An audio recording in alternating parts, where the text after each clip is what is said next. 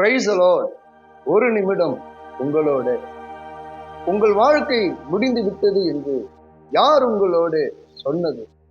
நீங்கள் பண்ண வேண்டிய பிரயாணம் வெகு தூரம் என்று தேவ தூதன் சொல்லும் சத்தம் உங்கள் காதுகளில் கேட்கவில்லையா? ஆமென். தேவ மனுஷனாகிய எலியா தீர்க்கதரிசி பொல்லாத பெண்மணியாகிய யேசபேலின் அவதூறான வார்த்தைகளை கேட்டபொழுது அவர் பயமடைந்து சூரை செடியின் கீழ் அமர்ந்து, கர்த்தாவே என்னை எடுத்துக்கொள்ளும் என்று சொல்லி மரணத்திற்காக ஜெபித்தார். ஆனாலும் கர்த்தர் எலியா தீர்க்கதரிசியை பலப்படுத்தி மீண்டும் ஊழியத்தின் பாதையில பயன்படுத்தினார். நீங்கள் கூட, ஆண்டவரே என்னை எடுத்துக்கொள்ளும், இப்பூமியில் எனக்கு வாழ பிடிக்கவில்லை என்று சொல்லி புலம்புகிறீர்கள் அல்லவா? கர்த்தர் உங்களை வாழ வைக்கப் போகிறார்.